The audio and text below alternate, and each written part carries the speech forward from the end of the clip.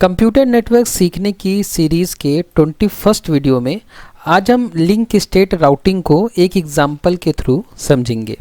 इस सीरीज़ के पिछले वीडियो में, जो कि इस सीरीज़ का 20वां वीडियो था, उसमें हमने समझा था कि लिंक स्टेट राउटिंग क्या होती है। अगर आपने वो वीडियो नहीं देखा है तो आप अभी आई बटन पर क्लिक करके उस वीडियो को देख सकते हैं और उसके बाद में इस वीडियो को देखना कंटिन्यू कर सकते हैं। तो आज के इस वीडियो में हम लिंक स्टेट राउटिंग एल्गोरिथम को एक एग्जाम्पल से समझेंगे। तो आज जो एग्जाम्पल हम उपयोग करने वाले हैं, जो नेटवर्क हम उपयोग करने वाले हैं, वो कुछ इस तरीके का है। इस नेटवर्क का उपयोग करके हमने डिस्टेंस वेक्टर राउटिंग को भी समझा था। अगर आपने डिस्टेंस वेक्टर राउटिंग नहीं समझा है या डिस्टेंस वेक्टर राउटिंग वाला वीडियो नहीं देखा है तो आप आई बटन पर क्लिक करके डिस्टेंस वेक्टर राउटिंग को भी समझ सकते हैं। तो डिस्टेंस वेक्टर राउटिंग जब हमने समझी थी तो मैंने इसी टोपोलॉजी का यूज़ किया था और इसी टोपोलॉजी का मैं इस एल्गोरिथम में भी उपयोग कर रहा हूं, ताकि आप दोनों के बीच कंपेयर कर सकें कि जब डिस्टेंस वेक्टर राउटिंग का उपयोग करके राउटर्स जो है वो अपना राउटिंग टेबल बना रहे थे तो कितने सारे उनको स्टेजेस के थ्रू गुजरना पड़ रहा था और कितने बार उनको कितने पास करने पड़ रहे थे। मतलब एक पास हुआ जिसमें सब राउटर्स ने अपने पड़ोसियों को अपनी राउटिंग टेबल शेयर की या अपना डिस्टेंस वेक्टर शेयर किया, उसके बाद में दूसरा पास हुआ, उसके बाद में तीसरा पास हुआ। ये सारी चर्चा हमने करी थी उस वीडियो में, जिसमें हमने समझा था कि डिस्टेंस वेक्टर राउटिंग का उपयोग करके जो राउटर्स होते हैं वो किस तरीके से अपनी राउटिंग टेबल अपडेट करते हैं। अब आज की इस वीडियो में हम समझेंगे कि यही राउटर्स अगर लिंक स्टेट राउटिंग एल्गोरिथम का उपयोग करके अपने राउटर्स की राउटिंग टेबल को अपडेट करें, या ये routers link state routing algorithm का उपयोग करके अपने राउटिंग टेबल को अगर अपडेट करें तो डिस्टेंस वेक्टर राउटिंग के कंपैरिजन में कितना सिंपल होता है राउटर्स के लिए अपने राउटिंग टेबल को अपडेट करना। ठीक है, तो इस नेटवर्क की सहायता से हम समझेंगे कि किस तरीके से लिंक स्टेट राउटिंग एल्गोरिथम का यूज़ करके जो राउटर्स होते हैं वो अपनी राउटिंग टेबल बनाते हैं।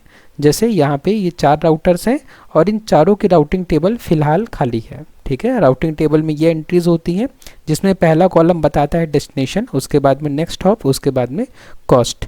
ठीक है, जब हम लिंक स्टेट राउटिंग एल्गोरिथम का उपयोग करके सारे राउटर्स के लिए राउटिंग टेबल्स की वैल्यूज़ को कैलकुलेट कर लेंगे तो राउटर्स की राउटिंग टेबल कुछ इस तरीके से दिखेगी। ठीक है, ये कन्वर्ज राउटिंग टेबल है। ये तब मिलेगी जब राउटर जो है वो लिंक स्टेट राउटिंग एल्गोरिथम को पूरी तरीके से रन कर लेंगे तो कुछ इस तरीके से टेबल मिलेगी सभी राउटर्स को। ठीक है, ये राउटर ए की टेबल है, ये राउटर बी की टेबल है, ये राउटर डी की टेबल है और ये राउटर सी की टेबल है। ठीक है, और टेबल का मतलब क्या होता है, देखिए यहाँ पे लिखा हुआ है। जैसे ये राउटर ए है, राउटर ए की टेबल ये है, तो अब राउटर ए को अगर राउटर ए में जाना है, डेस्टिनेशन अगर राउटर ए है तो उसका नेक्स्ट हॉप ए ही होगा और कॉस्ट जो होगी 0 होगी। इसका मतलब है कि अगर ए को ही खुद को पैकेट भेजना है तो कॉस्ट कितनी लगेगी, 0 लगेगी। लेकिन अगर ए को बी को पैकेट भेजना है, राउटर ए को पैकेट किसको भेजना है, बी को भेजना है, तो नेक्स्ट हॉप जो होगा बी होगा और कॉस्ट जो लगेगी वो 1 होगी। ठीक है, जैसे कि हम देख सकते हैं। उसके बाद में अगर ए सी को पैकेट सेंड करना चाहता है तो बी के थ्रू 3 कॉस्ट में सेंड कर सकता है। मतलब ए जो है बी को सेंड करेगा और बी जो है सी को सेंड करेगा। टोटल कॉस्ट जो होगी 1 + 2 3 कॉस्ट में पैकेट पहुंच जाएगा सी तक। उसी तरीके से अगर ए जो है पैकेट भेजना चाहता है डी को तो बी के थ्रू 6 कॉस्ट में वो पैकेट भेजा जा सकता है डी को। जैसे ए पहले भेजेगा पैकेट बी को, फिर बी भेजेगा सी को और सी भेजेगा डी को। टोटल कॉस्ट क्या हो जाएगी, 1 + 2 3 और 3 + 3 6। ठीक है, तो इस तरीके से सभी राउटर्स अपनी राउटिंग टेबल का उपयोग करते हैं किसी डेटा पैकेट को एक जगह से दूसरे जगह भेजने के लिए। तो आज की इस वीडियो में हम समझेंगे कि कैसे routers link state routing algorithm का उपयोग करके इस राउटिंग टेबल का निर्माण करते हैं। ठीक है, तो चलिए आप समझते हैं हम कि लिंक स्टेट राउटिंग में कौन कौन से स्टेप्स होते हैं। तो जो सबसे पहला स्टेप होता है लिंक स्टेट राउटिंग में वो होता है कि पड़ोसी राउटर्स की पहचान।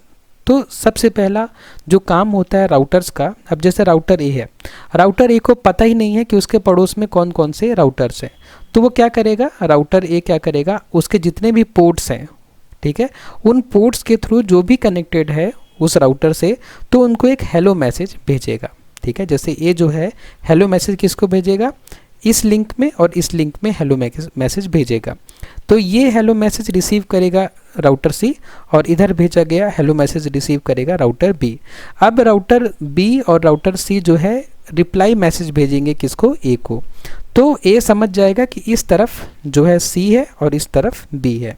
उसी तरीके से बी भी हेलो मैसेज भेजेगा ए, सी और डी को, ठीक है। और जब रिप्लाई मिलेगा तो बी को इस बात का कंफर्मेशन मिल जाएगा कि मेरे से कितने दूरी पर ए है, कितने दूरी पर बी है और कितने दूरी पर डी है। तो जो लिंक स्टेट राउटिंग एल्गोरिथम का जो पहला स्टेप होता है वो होता है कि राउटर्स जो हैं अपनी पड़ोसियों की पहचान कर लें, ठीक है। और राउटर्स अपने पड़ोसी की पहचान कैसे करते हैं, हेलो मैसेज भेजकर। उसके बाद जो दूसरा स्टेप होता है, ये एग्जाम्पल है जो मैंने आपको भी समझाया कि राउटर ए बी और सी को हेलो भेजता है, बी और सी रिप्लाई करते हैं, तो ए को पता चल जाता है कि बी और सी मेरे पड़ोसी हैं। उसके बाद जो स्टेप 2 है वो है कि LSP तैयार करना। LSP मतलब होता है link state packet. Link state packet मतलब सिंपल सा बात इतना होता है कि जो राउटर ए है वो पूरे नेटवर्क में जितने भी राउटर होंगे, यहाँ पे तो 4 ही राउटर हैं, लेकिन हो सकता है कि इस नेटवर्क में 50 राउटर होते, तो उन सभी राउटर्स को बताना चाहता है कि मेरा नाम ए है और मेरे से बी जो है 1 कॉस्ट में लिंक्ड है और मेरे से सी जो है वो 4 कॉस्ट में लिंक्ड है।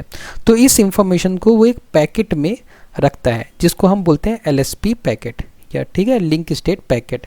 तो ये इंफॉर्मेशन कुछ इस तरीके से रहती है जैसे कि आप अभी यहाँ पे देख रहे हैं, ये वाला, ठीक है, कि ए बता रहा है कि मेरे से बी कनेक्टेड है 1 कॉस्ट में और ए बता रहा है कि मेरे से सी कनेक्टेड है 4 कॉस्ट में।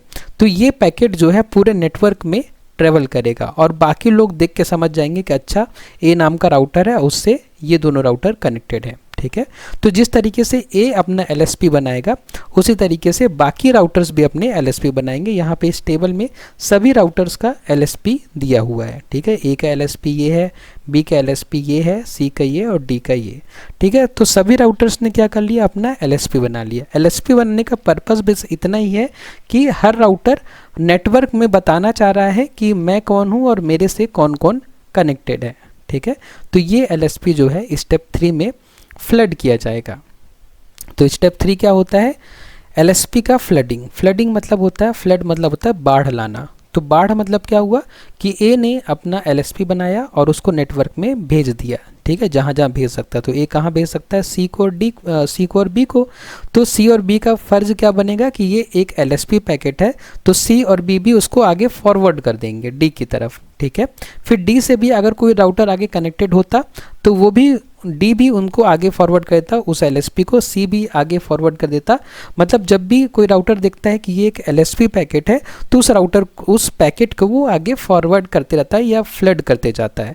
तो इस तरीके से जो भी नेटवर्क में राउटर्स होते हैं सबको इन्फॉर्मेशन मिल जाती है कि कौन सा राउटर कहाँ पे है। जैसे जो ए राउटर है इसको बी का भी LSP मिलेगा, सी का भी मिलेगा और डी का भी मिलेगा, तो उससे ए को समझ में आ जाएगा कौन राउटर कहाँ पे है और कितनी कॉस्ट में है, ठीक है।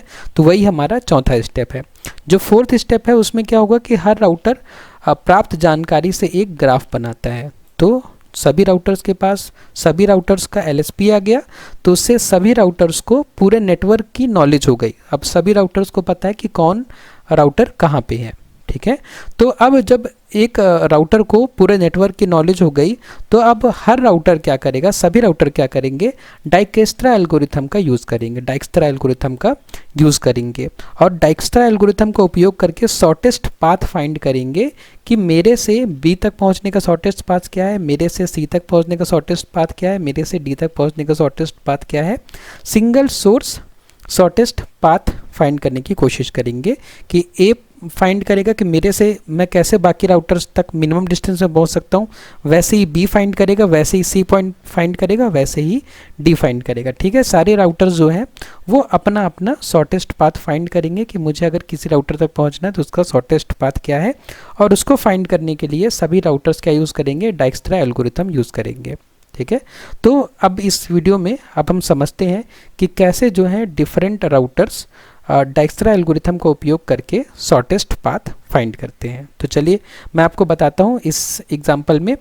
पहले हम कंसीडर करते हैं राउटर ए को, हम राउटर ए की बात करते हैं पहले, ठीक है, कि राउटर ए जो है कैसे शॉर्टेस्ट पाथ फाइंड करेगा।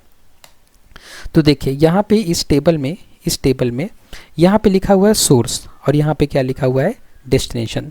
तो सोर्स हमारा क्या है, तो हमारा सोर्स है ए, ठीक है, ए क्या है, हमारा सोर्स है। और डेस्टिनेशन के लिए कौन कौन से राउटर हैं, डेस्टिनेशन के लिए बी है, सी है, डी है। मतलब ए को बी पहुंचना है, सी पहुंचना है और डी पहुंचना है। मतलब ए जानना चाहता है कि बी तक पहुंचने में मुझे कितनी कॉस्ट लगेगी, सी तक पहुंचने में कितनी कॉस्ट लगेगी और डी तक पहुंचने में कितनी कॉस्ट लगेगी, ठीक है। तो ए क्या करेगा, पहले बी और सी जो कि डायरेक्टली कनेक्टेड नेबर हैं ए से, उनकी कॉस्ट लिख लेगा। तो बी तक पहुंचने की कॉस्ट कितनी है, 1 है। सी तक पहुंचने की कॉस्ट कितनी है, यहाँ से हम देख सकते हैं 4 है।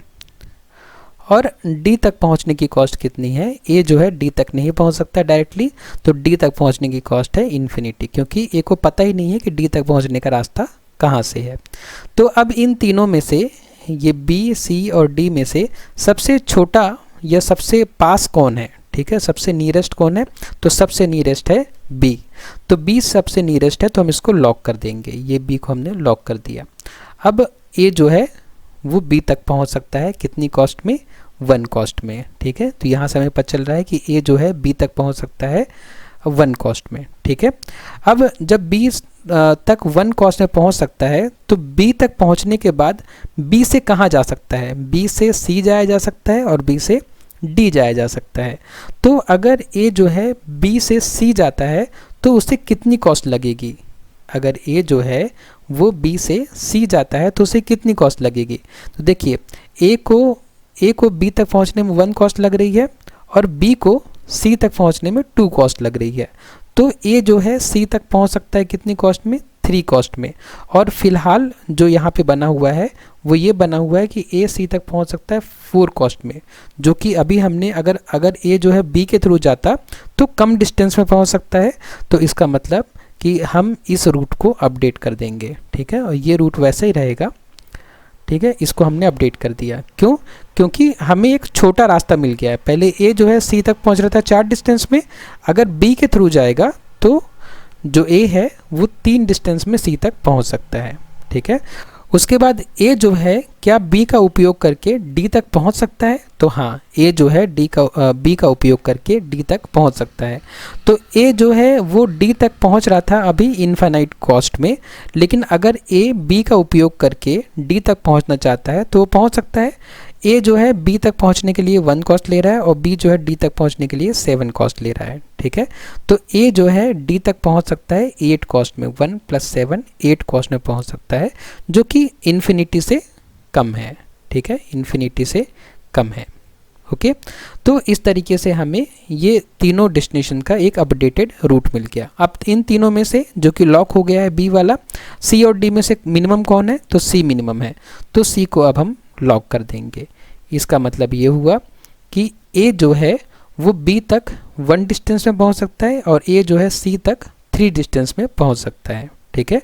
तो अब ये 1 और 3 तो लॉक हो गए, ठीक है। अब डी को हम देखते हैं, ठीक है। अब हमारे पास 2 चॉइस हैं, हम ए से बी जाएंगे पहले और बी से डी तक पहुंचने के हमारे पास 2 रास्ते हैं, क्योंकि अब हमने सी को भी लॉक कर दिया है। अब ए को पता है कि हम सी तक जा सकते हैं 3 कॉस्ट में, ठीक है। तो अब ए सोचेगा कि क्या मैं सी से डी तक जा सकता हूँ, सी से डी तक जा सकता हूँ, तो हाँ, सी से डी तक जा सकता है। तो ए को सी तक पहुँचने में कितनी कॉस्ट लग रही थी, 3 कॉस्ट लग रही थी, और सी को डी तक पहुंचने में कितनी कॉस्ट लगेगी, 3 कॉस्ट लगेगी। इसका मतलब 3 + 3 6 कॉस्ट हो गई, जो कि 8 से कम है, ठीक है। तो इसका मतलब अगर ए जो है वो बी और सी के थ्रू डी में जाएगा तो वो 6 डिस्टेंस में डी तक पहुंच सकता है, इसलिए हम इसको भी अपडेट कर देंगे 6 और यहाँ पे लिख देंगे डी, ठीक है। और इसको भी हमने क्या कर दिया, लॉक कर दिया, ठीक है। तो इससे हमें क्या समझ में आया, इससे हमें समझ में आया कि अगर ए को बी तक जाना है तो 1 कॉस्ट में, ए को सी तक जाना है तो 3 कॉस्ट में, और ए को डी तक जाना है तो 6 कॉस्ट में ए मतलब पैकेट भेज सकता है। तो इस डाइक्स्ट्रा एल्गोरिथम का उपयोग करके जो ए है वो अपनी राउटिंग टेबल कुछ इस तरीके से बना सकता है। अब जो ए है वो इस इंफॉर्मेशन का उपयोग करके अपनी राउटिंग टेबल तैयार कर सकता है। कैसे? अब ये ए की राउटिंग टेबल है, अब ए ने जो है ये टेबल बना ली डाइक्स्ट्रा एल्गोरिथम का उपयोग करके। अब इसी इंफॉर्मेशन को वो अपने राउटिंग टेबल में रख सकता है। जैसे हमें पता है कि ए से ए तक जाने के लिए जो कॉस्ट है वो 0 है, लेकिन ए से बी तक जाने के लिए अभी ए ने कैलकुलेट किया कि नेक्स्ट हॉप बी होगा और कॉस्ट कितनी लगेगी, 1 लगेगी। ठीक है, उसके बाद ए से सी जाने के लिए अभी हमने देखा कि ए से सी जाने के लिए जो नेक्स्ट हॉप होगा वो बी ही होगा। नेक्स्ट हॉप क्या होगा, बी होगा, क्योंकि ए को अगर सी में जाना है और वो बी के थ्रू जाता है तो उसे कम कॉस्ट लगेगी। ठीक है, और कॉस्ट कितनी होगी, 3 होगी। और ए को अगर डी की तरफ जाना है, मतलब ए को डी की तरफ पैकेट भेजना है, तो ए जो है अगर बी के थ्रू जाता है, ठीक है, बी के थ्रू जाता है और फिर बी से सी जाता है और सी से डी जाता है या सी तक पैकेट भेजता है। ठीक है, अब मैं जो बोल रहा हूँ आप उसको समझिए कि जाना मतलब ये होता है कि ए जो है पैकेट भेजने चाहता है डी को। ठीक है, तो 1, 2, 3 और 6 कॉस्ट में वो पैकेट भेज सकता है किसको, डी को। ठीक है, तो इस तरीके से ए अपनी राउटिंग टेबल अपडेट करेगा। जिस तरीके से ए ने अपनी राउटिंग टेबल अपडेट की उस तरीके से बी, सी और डी भी अपडेट कर सकते हैं। तो चलिए एक बार हम देख लेते हैं कि बी किस तरीके से अपनी राउटिंग टेबल अपडेट करेगा डाइक्स्ट्रा एल्गोरिथम का उपयोग करके। एक और टेबल है जो मैंने खाली रखा है, इसमें हम देख लेते हैं कि अगर सोर्स हमारा बी है तो जैसे ए ने किया ना वैसे ही बाकी राउटर्स भी करेंगे। ठीक है, बाकी राउटर्स भी एक साथ जब ए अपनी टेबल अपडेट कर रहा है उसी टाइम बी, सी और डी भी अपनी टेबल अपडेट कर रहे हैं। ठीक है, तो अगर हमारा सोर्स जो है वो बी है तो डेस्टिनेशन क्या हो जाएगा, ए, सी और डी हो जाएगा। ठीक है, तो बी से ए तक जाने का कॉस्ट कितना है, बी से ए तक जाने का कॉस्ट कितना है, 1 है 1 है। उसके बाद बी से सी तक जाने का कॉस्ट कितना है, 2 है। बी से सी तक जाने का कॉस्ट कितना है, 2 है। उसके बाद में बी से डी तक जाने का कॉस्ट कितना है, 7 है। ठीक है, बी से डी तक जाने का कॉस्ट 7 है। तो अब इन तीनों में से मिनिमम कौन है, इन तीनों में से मिनिमम है ये वाला। ठीक है, ये वाली वैल्यू मिनिमम है। इसका मतलब कि बी को ये कंफर्म हो गया कि बी को अगर ए तक जाना है तो 1 कॉस्ट में वो जा सकता है। ठीक है, उसके बाद में ये 1 तो हमारा लॉक हो गया। अब हम देखते हैं कि बी को अगर सी के थ्रू जाना है, अगर बी को अगर सी तक जाना है तो उसको एक रास्ता मिला है 1 के थ्रू। तो हम देख लेते हैं कि अगर बी जो है ए के थ्रू सी में जाएगा तो क्या उसका ये जो डिस्टेंस है 2 ये कम हो सकता है। तो अगर बी जो है ए के थ्रू जाता सी तो इसको कितनी कॉस्ट पड़ती, 5 कॉस्ट पड़ती। ठीक है, यहाँ तक पैकेट भेजने के लिए जो टोटल कॉस्ट लगती है वो कितनी लगती, 5 लगती, जो कि 2 से ज़्यादा है, इसलिए हम इसको अपडेट नहीं करेंगे, इसको 2 ही रहने देंगे। उसके अलावा अगर बी जो है ए के थ्रू डी में जाने की कोशिश करता तो बी जो है ए के थ्रू डी में पहुंच ही नहीं पाएगा। ठीक है, तो ये कॉस्ट भी अपडेट नहीं होगी। ठीक है, अब इन दोनों में से कौन मिनिमम वैल्यू है, इन दोनों से मिनिमम वैल्यू है ये 2 वाली। ठीक है, इसका मतलब कि ये पाथ भी लॉक हो गया। इसका मतलब ये हुआ कि बी को अगर सी में पहुंचना है तो वो 2 डिस्टेंस में पहुंच सकता है। ठीक है, बी को अगर सी में पहुंचना है तो वो 2 डिस्टेंस में पहुंच सकता है। उसके बाद अब एक ही बचा है, ये लॉक हो गया, ये भी लॉक हो गया, अब 7 बचा है। ठीक है, इसको देख लेते हैं।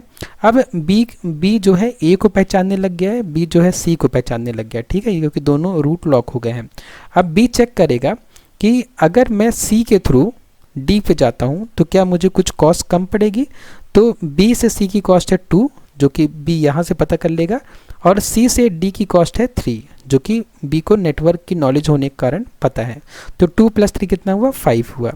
तो ये 5 जो है 7 से कम है, तो इसलिए जो बी होगा इस वाली डिस्टेंस को अपडेट कर देगा और डी तक पहुँचने की जो अल्टीमेट कॉस्ट हो जाएगी वो हो जाएगी 5। ठीक है, तो इस तरीके से बी को पता है कि अगर उसे डी तक जाना है तो वो 5 कॉस्ट में सी के थ्रू जा सकता है। ठीक है, 5 कॉस्ट में सी के थ्रू जा सकता है। तो इस तरीके से डाइक्स्ट्रा एल्गोरिथम का यूज़ करके बी जो है खुद से बाकी नोड्स तक की शॉर्टेस्ट डिस्टेंस जो है फाइंड कर लेगा। और इस टेबल का उपयोग करके बी जो है अपनी राउटिंग टेबल अपडेट कर सकता है। ठीक है, कैसे उपयोग करेंगे इस टेबल का, देखिए ये बी की राउटिंग टेबल है, ये वाली क्या है, बी की राउटिंग टेबल। बी को अगर ए तक जाना है, ठीक है, बी को अगर ए तक जाना है तो नेक्स्ट हॉप क्या होगा, नेक्स्ट हॉप ए ही होगा और कॉस्ट कितनी होगी, बी को ए तक जाना है तो कॉस्ट कितनी होगी, 1 होगी। उसके बाद अगर बी को बी तक ही जाना है तो वो तो कोई सवाल ही नहीं है ना, खुद से खुद तक जाने के लिए जो डिस्टेंस होगी वो 0 होगी। अगर बी को सी तक जाना है तो यहाँ हम देख सकते हैं बी को अगर सी तक जाना है तो बी को सी में जाने के लिए जो कॉस्ट होगी वो कितनी लगेगी, वो 2 कॉस्ट लगेगी, ठीक है। और सी तक जाने के लिए जो नेक्स्ट हॉप होगा वो सी ही होगा, ओके। उसके बाद में अगर बी को डी तक जाना है तो बी को डी तक जाने के लिए जो कॉस्ट लगेगी वो कितनी लगेगी, 5 लगेगी। और जो नेक्स्ट हॉप होगा, ठीक है, वो क्या होगा, सी होगा, ठीक है। तो बी जो है वो डी तक सी के थ्रू जाएगा, अगर बी जो है डी तक सी के थ्रू जाएगा तो 5 कॉस्ट में पहुंच सकता है। तो इस तरीके से जो राउटर्स हैं वो अपने राउटिंग टेबल को अपडेट करते हैं, ठीक है। तो इसी तरीके से सी और डी भी अपने राउटिंग टेबल को डाइक्स्ट्रा एल्गोरिथम का उपयोग करके अपडेट कर सकते हैं। तो आज की वीडियो में बस इतना ही। अगर कोई कॉन्सेप्ट में आपको डाउट है कि कोई कॉन्सेप्ट आपको समझ में नहीं आया तो प्लीज़ मुझे कमेंट बॉक्स में बताइए। और वीडियो अगर आपको आज का पसंद आया तो वीडियो को लाइक करें, शेयर करें अपने फ्रेंड्स के साथ में और सब्सक्राइब करें चैनल को। आपने वीडियो को लास्ट तक देखा उसके लिए बहुत बहुत धन्यवाद।